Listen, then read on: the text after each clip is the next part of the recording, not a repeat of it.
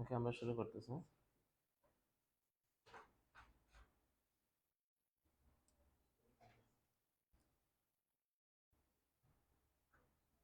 ওকে, তোমরা আমার পেজে যারা আছো তারা এর দিকে দেখতে পারো। লাইভ আছে, একটা সেকেন্ড।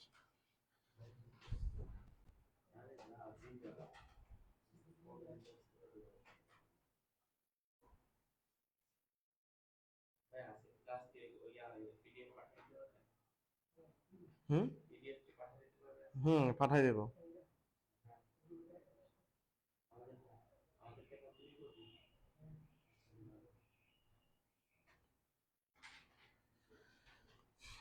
তো আসো, আজকে আমরা যে ক্লাসটা শুরু করব তোমাদের, সেটা হলো টিস্যু ও টিস্যু তন্ত্র। হ্যাঁ, তো টিস্যু ও টিস্যু তন্ত্র অধ্যায়টা মোটামুটি একটু সহজে বলা চলে, এবং এখান থেকে একটা সিকিউ আসবে। যেহেতু তোমরা যারা 25 বেস, তোমাদের হলো শর্ট সিলেবাস, এখান থেকে এই অধ্যায় থেকে একটা কোশ্চেন আসবেই। আর এই অধ্যায়টা অনেক মজার অধ্যায় তুমি যদি বুঝো। আর তুমি যদি না বুঝো, যে অংশটা সিকিউতে আসবে এটা অনেক কঠিন লাগবে। কিন্তু তুমি যদি ব্যাপারটা বুঝতে পারো, এটা পানির মতো লাগবে ব্যাপারটা। এখানে আমরা চারটা জিনিস মূলত সিকিউর জন্য ইম্পর্টেন্ট। হ্যাঁ, তো আমরা আজকে তাহলে কোন অধ্যায় শুরু করতেছি? টিস্যু ও টিস্যু তন্ত্র। তো তোমাদের কি কোনো আইডিয়া আছে টিস্যু এবং টিস্যু তন্ত্র নিয়ে?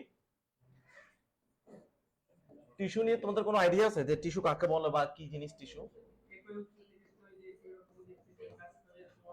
ও আচ্ছা, তুমি ওই বেসে পড়ছো তাই তো ভালো পারতেছো।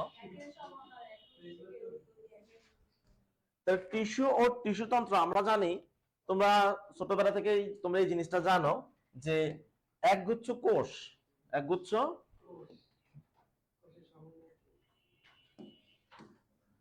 তোমরা জানো একগুচ্ছ কোষ, সেগুলো মিলে তৈরি হয়ে এলো টিস্যু। সে টিস্যুগুলো মিলিত হয়ে তৈরি হয় অঙ্গ। সে অঙ্গ থেকে তৈরি হয় কি? তন্ত্র। সেখান থেকে তৈরি হয় কি? তন্ত্র। আচ্ছা, তাহলে টিস্যু কাকে বলে সেখানে যদি আমরা যাই, তাহলে তুমি যেটা মনে রাখতে পারো, একের গল্প। কিসের গল্প? একের গল্প। একের গল্প মানে কি? মানে সব এক। ঠিক আছে, একের গল্প মানে হলো টিস্যু এমন একটা জিনিস, তার সকল কিছু একই হবে। দ্যাট মিনস একই রকম দেখতে, একই আকার, একই জায়গায় থাকে এবং একই কাজ করে, এমন একগুচ্ছ কোষকে বলা হবে টিস্যু। হবে ক্লিয়ার? এখন একই জায়গায় থাকবে, একই রকম দেখবে, একই রকম কাজ করবে। ওকে, তাহলে আমরা যদি আসি, কি কি বললাম এখানে আমরা? একই উৎস। টিস্যু হইতে হলে কোষগুলো একই সোর্স থেকে আসতে হবে, একই উৎস। দেন হলো একই রকম দেখতে, একই রকম দেখতে হবে।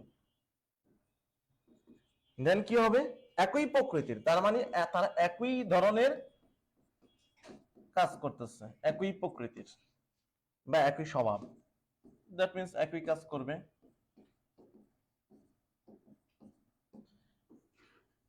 এমন হলে তখন এই একগুচ্ছ কোষকে আমরা কি বলতে পারি? টিস্যু বলতে পারবো। আমরা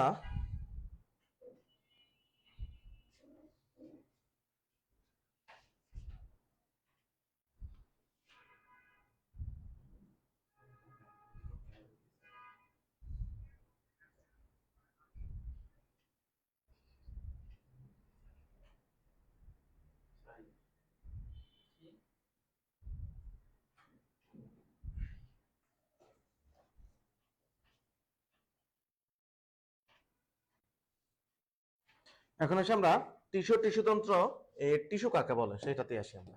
তাহলে তাহলে অলরেডি যেহেতু টিস্যু জিনিসটা বুঝে গেলে তোমরা, তাহলে বুঝতেই পারতেছো একই উৎস,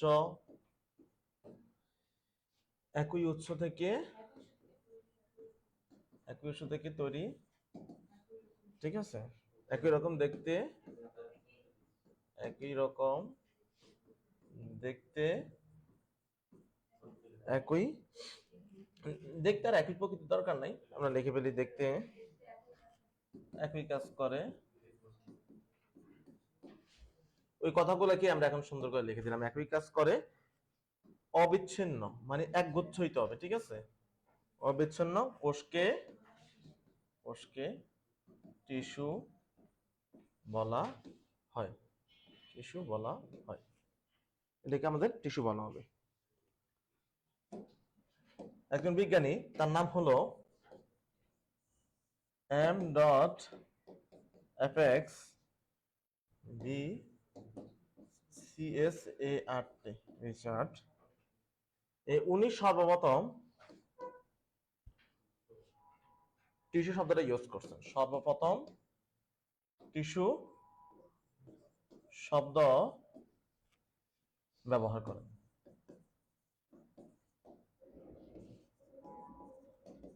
আচ্ছা, আমরা আজকে টিস্যুর প্রথম ক্লাস 1, আমাদের 7-8টা ক্লাস মতো লাগবে। আজকে হলো প্রথম ক্লাস, ঠিক আছে? টিস্যু অধ্যায়ে রাইচার্ড সর্বপ্রথম টিস্যু শব্দ ব্যবহার করছেন। আমরা যদি আসি টিস্যুর প্রকারভেদ, যে টিস্যুগুলো কয় রকমের হতে পারে। টিস্যু হলো 2 প্রকার। প্রকার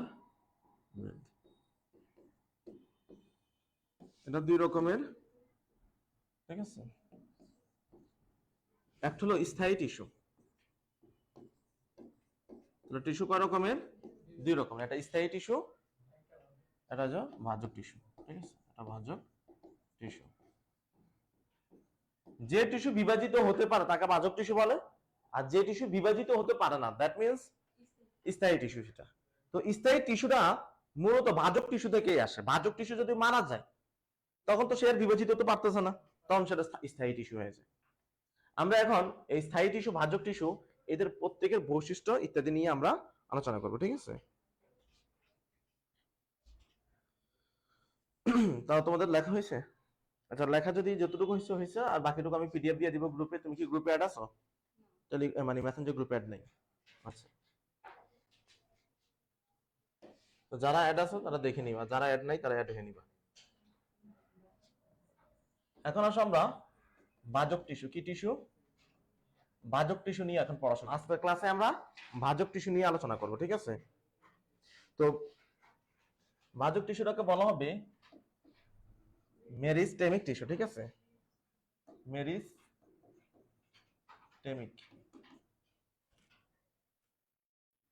টেমেটিক বা মেরিস্টেমিক বা মেরিস্টেমেটিক টিস্যু বলা হয়। মেরিস্টেমেটিক টিস্যু বলা হবে। হ্যাঁ, আমরা একটু পরে একটা চিত্র দেখব। তার আগে আমরা একটু আসি, এটা ডেফিনেশনটাতে আসি। আচ্ছা, তার আগে আমরা একটা চিত্র দেখাই। মেরিস্টেমেটিক টিস্যু,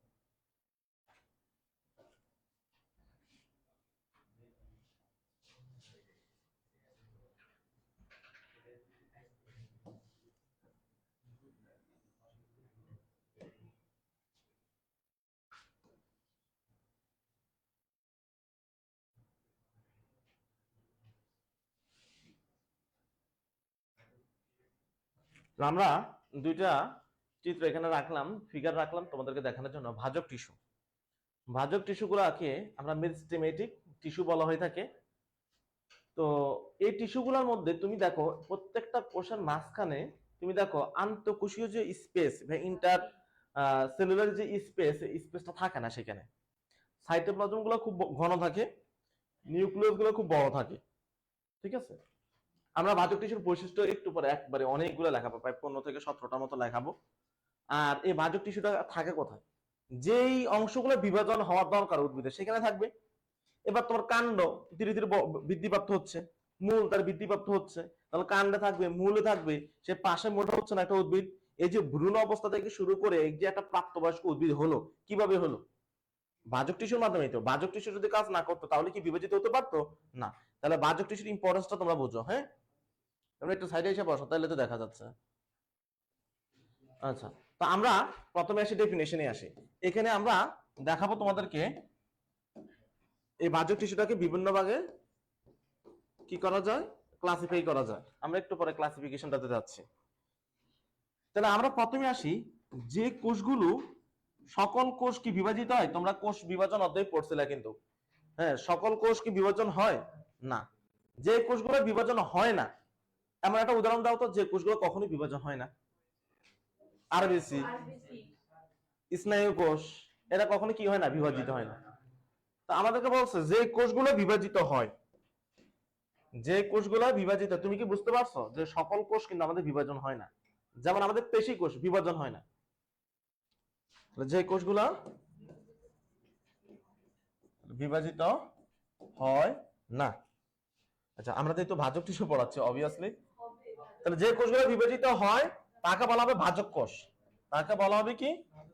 আর ভাজক কোষ দ্বারা যে টিস্যু তৈরি হবে তাকে বলা হবে ভাজক টিস্যু। তো যে কোষগুলো বিভাজিত হয় তাকে বলা হয় ভাজক কোষ।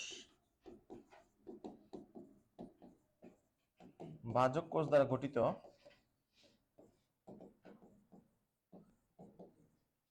ভাজক কোষ দ্বারা গঠিত টিস্যুকে বলা হয় ভাজক টিস্যু।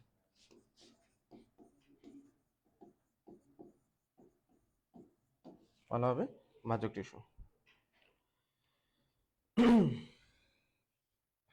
এখন আসি আমরা এই ভাজক টিস্যুগুলো উৎপত্তি, এটা উৎপত্তি হয় কোত্থেকে? এদের উৎপত্তি কো ভাজক টিস্যুগুলোর উৎপত্তি। ভাজক টিস্যুগুলো উৎপত্তি হয়ে থাকে তোমার হলো প্রোমেরিস্টেম থেকে। প্রোমেরিস্টেম, প্রোমেরিস্টেম। তাহলে মেরিস্টেম শব্দ অর্থ ভাজক টিস্যু, প্রো মানে আদি, প্রো শব্দ অর্থ কি? যে কোনো শব্দের মধ্যে তুমি যদি প্রো শব্দটা পাও, প্রো এই শব্দের মানে হলো আদি, তাহলে ভাজক টিস্যু আসলো আদি ভাজক টিস্যু থেকে। কোত্থেকে আসবে? আদি ভাজক টিস্যু। তাহলে ভাজক টিস্যু কোত্থেকে আসলো? প্রোমেরিস্টেম টিস্যু থেকে। প্রোমেরিস্টেম মানে কি জিনিস? আদি ভাজক টিস্যু। প্রোমেরিস্টেম মানে কি জিনিস? আদি ভাজক টিস্যু। ঠিক আছে, আদি, তুমি যদি লিখতে চাও ভাজক টিস্যু, আদি ভাজক টিস্যু থেকে আসলো। ঠিক আছে, তোমরা এই যে ভাজক টিস্যু, এই ভাজক টিস্যু কি আমরা আরেকটা নাম বলতে পারি মেরিস্টেম টিস্যু, যেহেতু এটাকে ইংলিশেও বলা হয় নাম ভাজক টিস্যুর আরেক নাম কি? Meristem tissue. তাহলে তোমাকে যদি বলা হয় মেরিস্টেম টিস্যু, তাহলে তুমি কি ভয় পাবা? মেরিস্টেম মানেই কি টিস্যু? ভাজক টিস্যু। তাহলে ভাজক টিস্যু আরেক নাম মেরিস্টেম,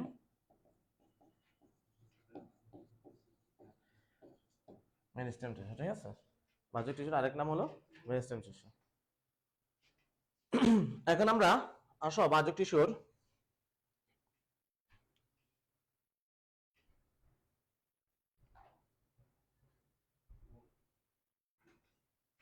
বন্টন। ভাজক টিস্যুগুলো থাকে কোথায়? তোমরা এই যে ভাজক টিস্যু পড়লা, ভাজক টিস্যুগুলো থাকে কোথায়? তাহলে যেইখানে বিভাজন হওয়া দরকার সেইখানে কি আছে? ভাজক টিস্যু আছে। যেখানেই উদ্ভিদের বিভাজন দরকার ভাজক টিস্যু আছে। ওকে, তাহলে আসো ভাজক টিস্যুর অবস্থান বা বন্টন, দেন আমি বৈশিষ্ট্যতে আসতেছি। ঠিক আছে, ভাজক টিস্যুর বন্টন। Meristem, meristem. তো ভাজক টিস্যু এক নাম্বার থাকে মূলে থাকবে। কোথায় থাকবে? মূল ও কাণ্ডে থাকবে, মূল ও কাণ্ডে। দুই নাম্বার কোথায় থাকবে? তোমার হলো কাক্ষিক মুকুলে, কাণ্ডের কাক্ষিক মুকুল, কাণ্ডের কাক্ষিক মুকুল। ঠিক আছে, সেখানে থাকবে। পর্ব মধ্যে থাকবে। 4 নাম্বার তোমার হলো পুষ্পের মধ্যে থাকতে পারে, আমাদের যে বইগুলোতে যা লেখা। তারপরে তোমার হচ্ছে কর ক্যাম্বিয়াম। কি ক্যাম্বিয়াম? কর ক্যাম্বিয়াম, কর ক্যাম্বিয়াম। 6 নাম্বার তোমার হলো ভাস্কুলার ভান্ডালে ফ্যাসিকুলার ক্যাম্বিয়াম। আচ্ছা, তার আগে আমরা কর ক্যাম্বিয়াম জিনিসটা কি তোমরা বোঝো নাকি? কর ক্যাম্বিয়াম উদ্ভিদের এই যে তোমার বাইরের দিকের, হ্যাঁ, কিউটিকল আছে না, বাইরে কিউটিকল কোষ আছে, এই কিউটিকলের পর একটা লেয়ার আছে যেটার নাম হলো কর ক্যাম্বিয়াম। ঠিক আছে, ক্যাম্বিয়ামটাও একটা ভাজক টিস্যু টাইপ। ক্যাম্বিয়ামটাও একটা কি? ভাজক টিস্যু, ক্যাম্বিয়াম একটা ভাজক টিস্যু। তাহলে ক ক্যাম্বিয়াম। তারপর তোমার হলো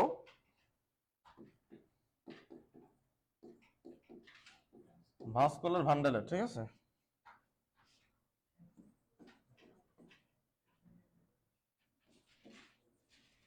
ভাস্কুলার ভান্ডালের ফ্যাসিকুলার ক্যাম্বিয়াম। কি ক্যাম্বিয়াম? ফ্যাসিকুলার ক্যাম্বিয়াম।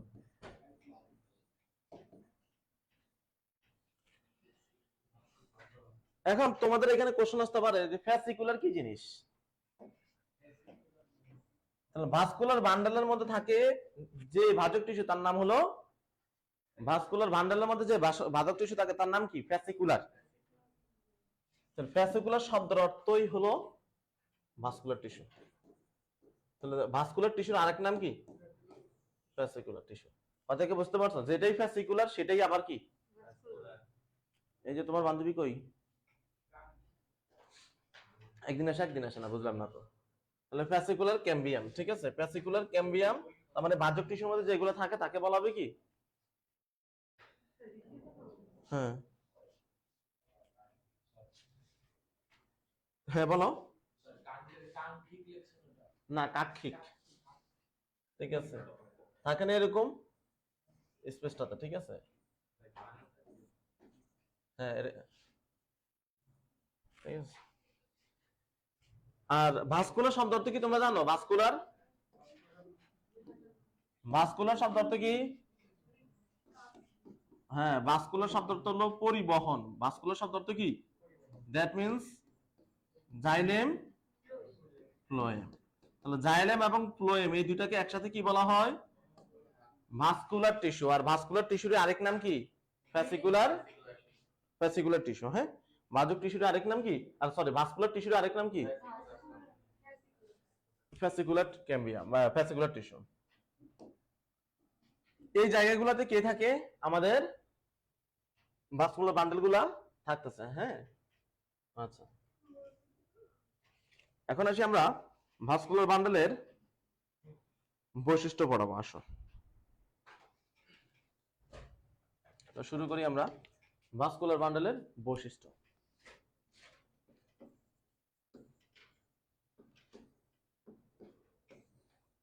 এই ভাস্কুলার বান্ডেলগুলো দেখতে কেমন, কি হবে, এদের বৈশিষ্ট্য নিয়ে আমরা একটু আলোচনা করি এখন। আসো, তাহলে 1 নাম্বার, কোষগুলো থাকবে কেমন? জীবিত থাকবে।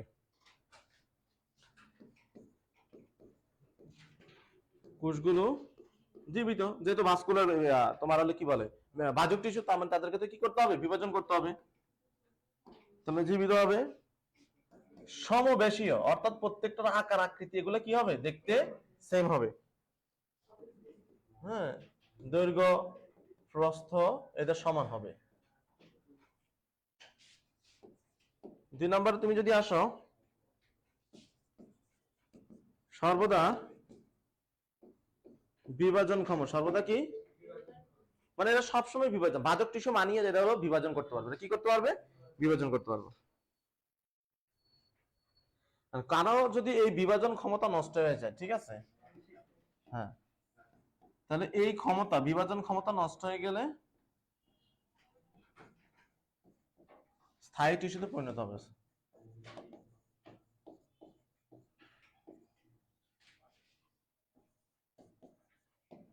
তাহলে ভাজক টিস্যুর যদি কোনো কারণে কি হয়ে যায়, বিভাজন ক্ষমতা নষ্ট হয়ে যায়, তখন তারা কোন টিস্যু হয়ে যায়?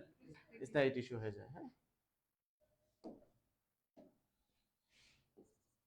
3 নম্বরে আসি আমরা।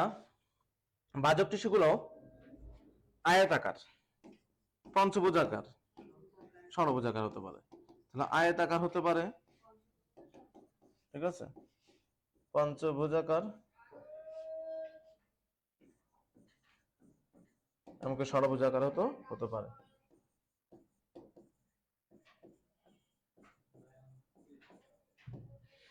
ষড়ভুজাকার হয়ে থাকে, ঠিক আছে। তার পরবর্তীতে তুমি যদি আসো 4 নাম্বার, এই যে ভাজক টিস্যুগুলো আছে না, এই ভাজক টিস্যুগুলো সেলুলোজ দ্বারা তৈরি। এই টিস্যুগুলো কি দ্বারা তৈরি? সেলুলোজ। এটা সেলুলোজ দ্বারা তৈরি। ভাজক টিস্যুগুলোর একটা বৈশিষ্ট্য হলো, এর হলো সেলুলোজ দ্বারা তৈরি। এটা এটা কি দ্বারা তৈরি? সেলুলোজ দ্বারা তৈরি হয়ে থাকে।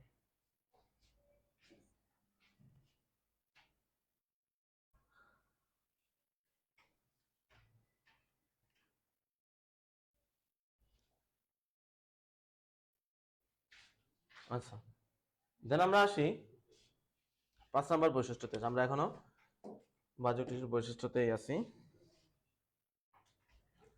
5 নম্বর, তুমি যদি আসো, এদের নিউক্লিয়াসটা বড় থাকে। কারণ কি? কারণ এরা অনেক কাজ করতে, বাহ্যিক টিস্যু সর্বদা বিভাজন ক্ষমতার বিভাজনটাকে মেনটেন করার জন্য এদের নিউক্লিয়াসটা থাকবে কি বড়, আর সাইটোপ্লাজম থাকবে ঘন। এদের সাইটোপ্লাজম থাকবে কি ঘন, ঠিক আছে। তারপর তোমরা যদি আসো, এদের নিউক্লিয়াসটা বড় থাকে, আর এই নিউক্লিয়াসটা থাকবে হলো তোমার কোষের কেন্দ্রে। কোথায় থাকবে? কোষের কেন্দ্রে থাকবে, ঠিক আছে। কোষের কেন্দ্রে অবস্থান করে, কোষের কেন্দ্রে অবস্থান করে।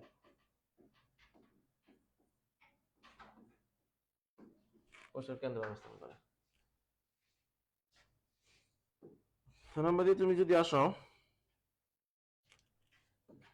এই বাহ্যিক টিস্যুগুলোর ভিতরে কোষ গহ্বর থাকে না। আমরা জানি কোষ গহ্বর, সেখানে কোষের বর্জ্য পদার্থ থাকে, মনে আছে তোমাদের?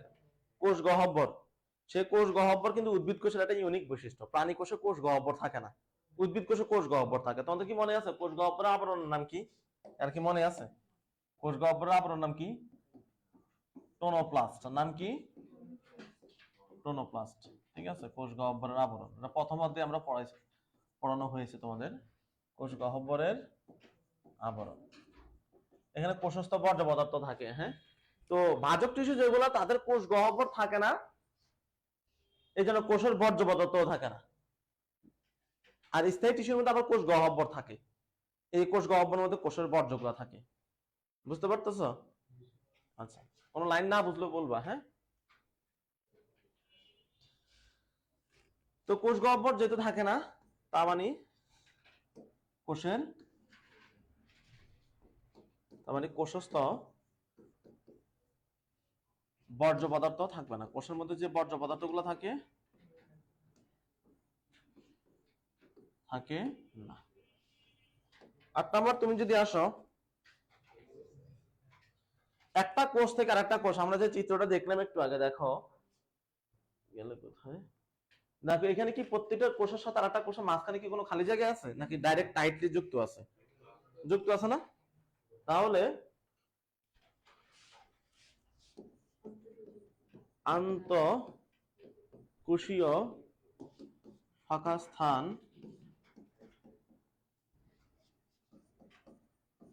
যেটাকে আমরা বলি ইন্ট্রা সেলুলার গ্যাপ বা স্পেস বলতে পারি, ঠিক আছে। হ্যাঁ, বলতে পারি স্পেস থাকে না, স্পেস থাকে না, ঠিক আছে। 9 নাম্বার, যেহেতু ভাজক টিস্যু, তারা কি কাজ কি কম করে না বেশি করে? অবভিয়াসলি তাদের কোষের বিপাকীয় হার কি হবে? এদের কোষের বিপাকীয়, এদের এটিপি বেশি দরকার হয়, এই জন্য বিপাকীয় হার বেশি থাকে। আর একজন শুয়ে বসে আছে, তার কি শক্তি বেশি লাগবে, খাওয়া বেশি লাগবে? আর যে একজন রিক্সা চালাইতেছে, তার খাবারের ডিমান্ড বেশি, তাকে বেশি খেতে হবে। তাহলে কোষটা যদি বিভাজন করতেছে ভাজক টিস্যু, তো তার বিপাকীয় হার বেশি। এটাকে আমরা বলি মেটাবলিক রেট। মেটাবলিক রেট বেশি থাকে, ঠিক আছে। মেটাবলিক রেট বেশি। 10 নম্বর আসো, ভাজক টিস্যুর মধ্যে, এই যে ভাজক টিস্যু, এদের মধ্যে কোন ধরনের সঞ্চিত পদার্থ থাকে না, বর্জ্য থাকে না, সঞ্চিত থাকে না। সঞ্চিত পদার্থের মধ্যে আমরা জানি কি কি বলতো, গেস করে বলতো, কোষে সঞ্চিত, হ্যাঁ এটাই তো, কোষের সঞ্চিত পদার্থ থাকে না। কোষে যদি সঞ্চিত পদার্থ না থাকে, তাহলে সঞ্চিত পদার্থ বলতে আমরা কাকে বোঝানো হলো? মনে আছে আমাদের কি কি বলতো? গ্লুকোজ, ঠিক আছে। তারপর তোমার হলো ফ্যাটি অ্যাসিড, ঠিক আছে। আচ্ছা, এখানে আমরা ডাইরেক্ট কিভাবে লিখি? উদ্ভিদের ক্ষেত্রে যেহেতু আমরা স্টার্স দিয়ে লিখি, হ্যাঁ, এটা সুন্দর হবে, স্টার্স। ঠিক আছে, মূলত স্টার্সটা জমা থাকে না, হ্যাঁ। স্টার্স আছে কিন্তু লিপিড জাতীয় খাবার, লিপিড থাকতে পারে, ঠিক আছে, বা প্রোটিন, এগুলা জমা থাকে না।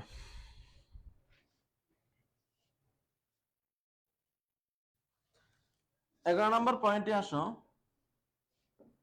এইসব কোষে যেহেতু কোষ গহ্বর নাই, কোষের মধ্যে যেহেতু কোষস্থ বর্জ্য পদার্থ নাই, এই জন্য এই সকল কোষ থেকে কিছু ক্ষরণ হয় না। যেমন আঠালো, তারপর তোমার যে আমরা জানি কি আঠার মতন অনেক কিছু কোষ আছে না, বলে যে গাছের কোষ বের হয়, এই টাইপের কিছু সাধারণত এই কোষ থেকে বেরোনো, এটা হলো অন্য কোষ থেকে বের হয়, ওটা ক্ষরণকারী টিস্যু বলা হয়, আমরা সামনে পড়াবো। তাহলে এই সকল বাহ্যক টিস্যুর কোষ থেকে কিছু ক্ষরণ হয় না, কিছু ক্ষরণ হয় না, এদের থেকে কোনো কিছুই ক্ষরণ হয় না। 12 নম্বর তুমি যদি আসো, আর কোষগুলোকে তুমি কখন বিশ্রামরত অবস্থায় পাবা না। কোষগুলো সারাক্ষণে বিপাকীয় অবস্থা, মানে তারা সবসময় বিভাজন এবং বিপাকীয় প্রক্রিয়া, মানে দ্যাট মিনস তাদের মধ্যে এটিপি প্রোডাকশন হতেই থাকে, হ্যাঁ, সর্বদা বিপাকীয় অবস্থায়, বিপাকীয় অবস্থায় থাকে, কোষগুলো সর্বদা বিপাকীয় অবস্থায় থাকে। আচ্ছা, তারপরে আসো, এদের যে প্লাস্টিড, প্লাস্টিড গুলো প্রোপ্লাস্টিড রূপে থাকে। বলতো মানে ব্যাপারটা কি? প্রোপ্লাস্টিড শব্দ মানে কি হতে পারে বলতো? প্রোপ্লাস্টিড রূপে থাকে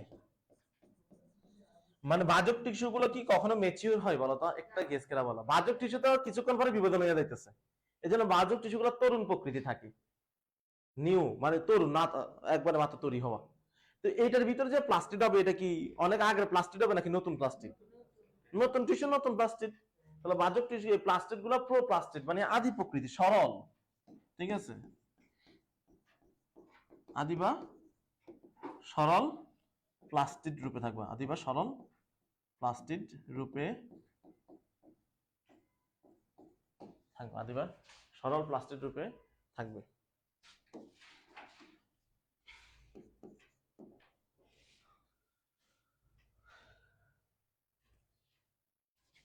যেন বলা হইলো বাহ্যক টিস্যু অপরিণত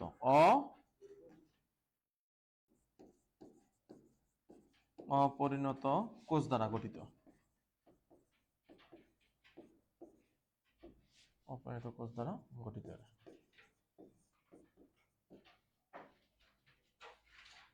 অপরিণত ইমেচিওর, কারণ কি তারা তো এখনো ডেভেলপ হচ্ছে না, যদি ডেভেলপ হয়েই যায় তাহলে তো তারা স্থায়ী হয়ে গেছে, ঠিক আছে।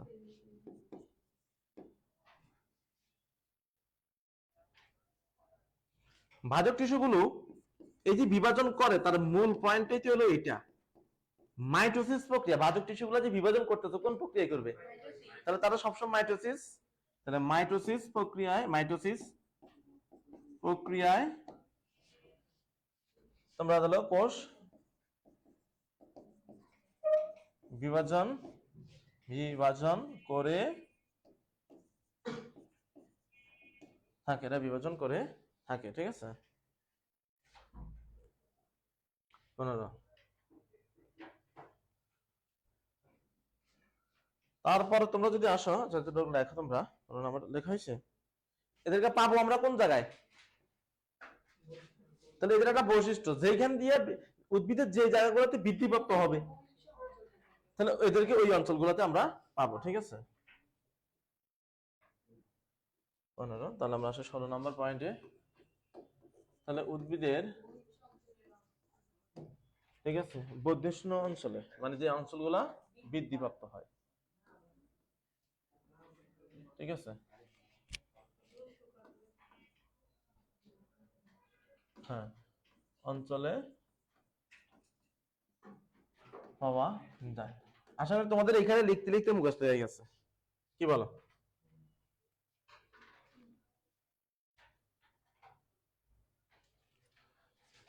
আমরা এখানে একটা পয়েন্ট লিখতে পারি,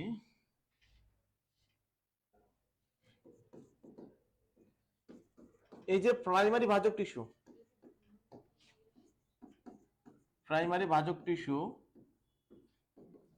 আমরা একটু পরে পড়াবো। ভাজক টিস্যু উৎপত্তির উপরে ভিত্তি করে 3 রকম, একটা হলো প্রারম্ভিক ভাজক টিস্যু, একটা হলো প্রাইমারি ভাজক টিস্যু, একটা হলো সেকেন্ডারি ভাজক টিস্যু।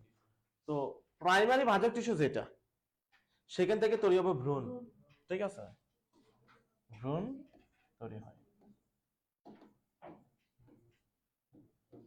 ঠিক আছে। আর একটা জিনিস মনে রাখবো, স্থায়ী টিস্যু আছে না, স্থায়ী টিস্যু হতে তৈরি হয়, এই কথাগুলো তোমরা একটু পরে ভালো করে আরো বুঝতে পারবো যখন আমি ক্লাসিফিকেশনটা পড়াবো। স্থায়ী টিস্যু থেকে না না,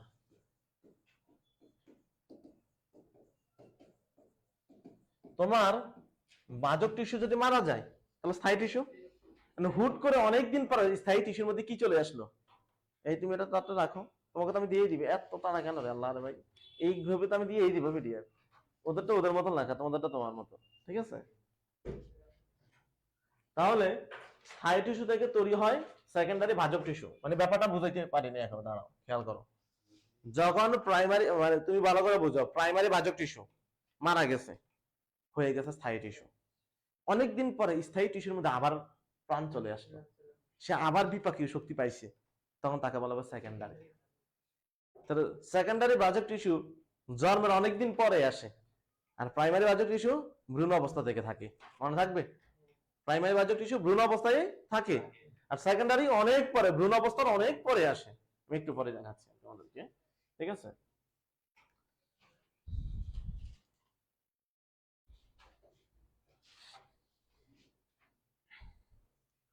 তারপরে আসো আমরা কাজ আসে, কাজ কি, এই যে এতক্ষণ ধরে ভাজক টিস্যু পড়তেছি, তার কাজ কি অলরেডি তোমরা জেনেই গেছো, বিভাজন করা।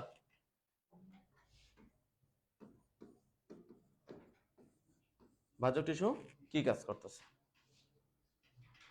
নাম্বার 1, ভাজক টিস্যু যে কাজটা করতেছে সেটা হলো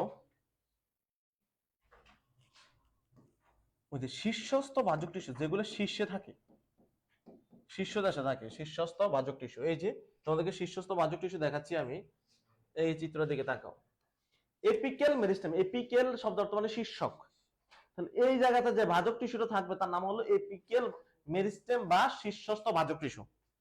সেই শীর্ষস্থ ভাজক টিস্যুর কাজ কি, উপর দিকে বৃদ্ধিপ্রাপ্ত হওয়া। আবার তুমি যদি দেখো ল্যাটারাল মেরিস্টেম, এই দেখো এদিকে একটা দাগ দেখা যাচ্ছে কিনা, এদিকে একটা দাগ দেখা যাচ্ছে না, এই যে এটা যদি আমি চিন্তা দেখো তুমি, এখানে দেখা যায় আর এখানে দেখা যাচ্ছে কিনা, দুই পাশে আছে নাকি মাঝখানে আছে, এই জন্য এটাকে বলা হবে ল্যাটারাল বা পার্শ্বীয়, ভাজক টিস্যু, এটাকে বলা হবে পার্শ্বীয়, আমি একটু পরে দেখাচ্ছি তোমাদেরকে, এটাকে বলা হবে পার্শ্বীয় ভাজক টিস্যু। কিন্তু তুমি যদি দেখো এই যে মাঝখানে এটা কিন্তু এক পাশে আছে নাকি পুরো দুইটা জিনিসকে একসাথে, মানে পুরো মাঝখানে দুইটাকে নিয়ে আছে না, এটাকে বলা হবে নিবেশিত, কি বলা হবে, নিবেশিত। নিবেশিত মানে কি, একসাথে মিলেমিশে পুরাটাকে একসাথে। তাহলে শীর্ষস্থ ভাজক টিস্যুর কারণে কি হবে, লম্বা বৃদ্ধিপ্রাপ্ত হবে, আর যেটা পাশে আছে তাহলে পাশে মোটা হবে, বড়, আর নিবেশিততে মোটা হবে, একবারে উপরে নিচে চারদিকে বিভাজন হবে। অর্থাৎ বুঝতে পারছো, নিবেশিত মানে এটা কি উপরে নিচে চারদিকে কি হচ্ছে, মোটা হইতেছে সেটা।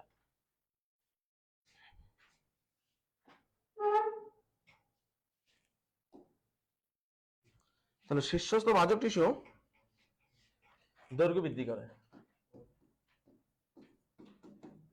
দৈর্ঘ্য বৃদ্ধি করে। আর 2 নম্বরে যদি আসো, কালারটা ভালো হতেছে না, পার্শ্বীয় ভাজক টিস্যু কি করে,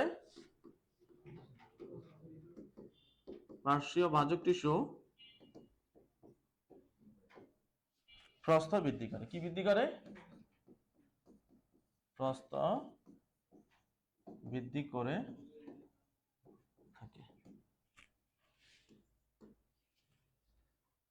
তারপর তোমরা যদি আসো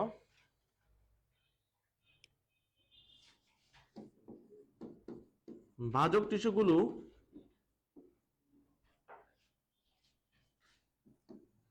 ক্ষতস্থান, উদ্ভিদের যদি কোথাও কাটা যায় ক্ষতস্থানগুলোকে কি করতেছে? ক্ষতস্থান রিপেয়ার করতেছে। ঠিক আছে,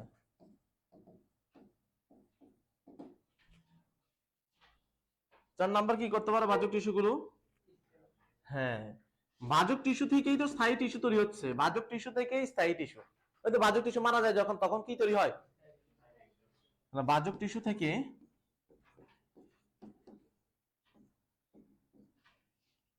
তৈরি হয় স্থায়ী টিস্যু। কি তৈরি হয়? স্থায়ী টিস্যু।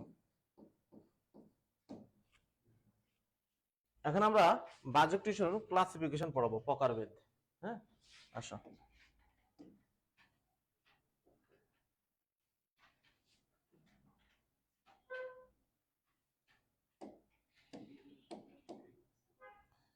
এখন আছে আমরা প্রকারভেদ। ঠিক আছে, বা ক্লাসিফিকেশনে আসি।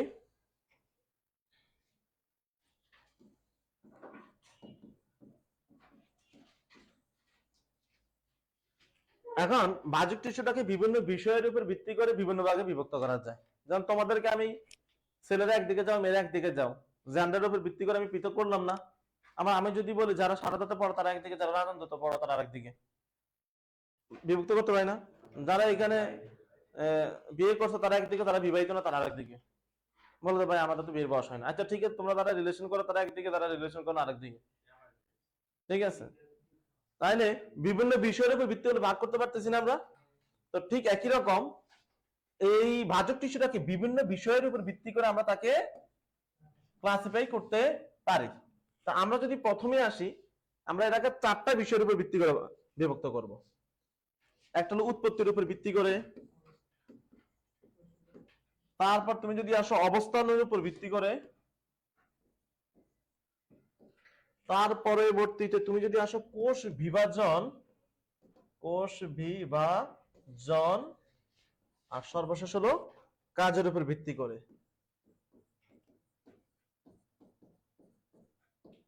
কাজ অনুসারে বিভক্ত করতে পারবা। উৎপত্তির উপর ভিত্তি করে তুমি যদি, উৎপত্তির উপর ভিত্তি করলে তুমি প্রথমে আসো প্রারম্ভিক বাজক টিস্যু। প্রারম্ভিক মানে কি? সূচনা করা, একদম সূচনা। ঠিক আছে,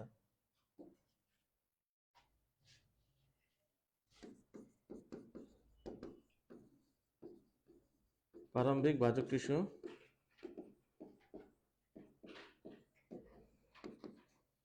2 নম্বর হলো প্রাইমারি বাজক টিস্যু।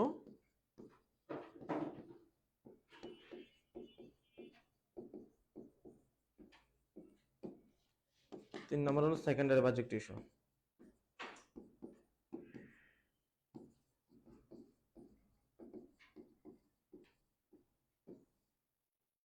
অবস্থানের উপর ভিত্তি করলে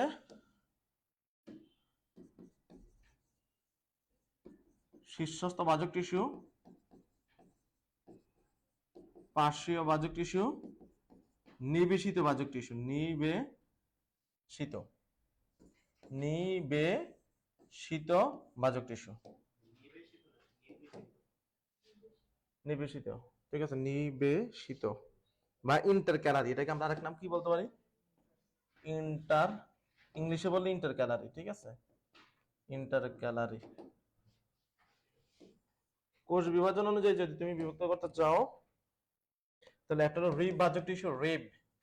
এগুলো সব আমরা আগামীকালকে ডিটেলসে পড়াবো। এগুলো সব রিব মানে আমাদের পরশুকা, বুকের পাঁজরের হাড়, এগুলো আছে চিকন চিকন, সেটাকে রিব বলা হয়। এগুলো আমরা ডিটেলসে পড়াবো আগামীকালকে। আজকে শুধু ক্লাসিফিকেশনটা লেখা দিচ্ছে যে কয়টা ভাগে বিভক্ত করা হয়। এগুলো সব ডিটেলস পড়বো আগামীকালকে। প্লেট, আর একটা নাম হলো মাছ বাজক টিস্যু, মাছ বাজক টিস্যু।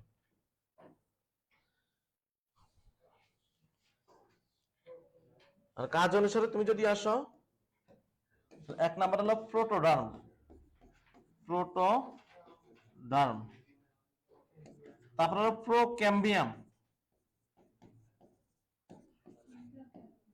ইন্টার ক্যালারি, ক্যালোরি না ক্যালারি, প্রোক্যাম্বিয়াম। আর একটা হলো ground tissue, ground meristem tissue. হ্যাঁ, মেরিস্টেম, গ্রাউন্ড মেরিস্টেম। হ্যাঁ,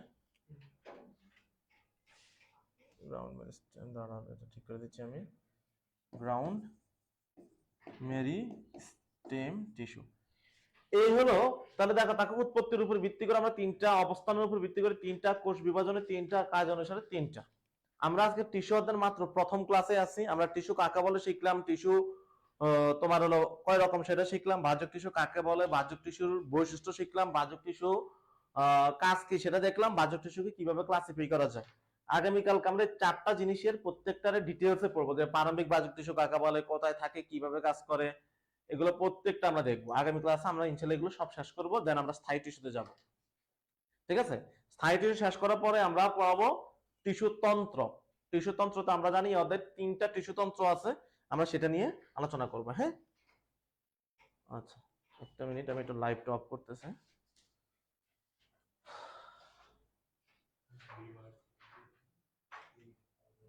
কি হবে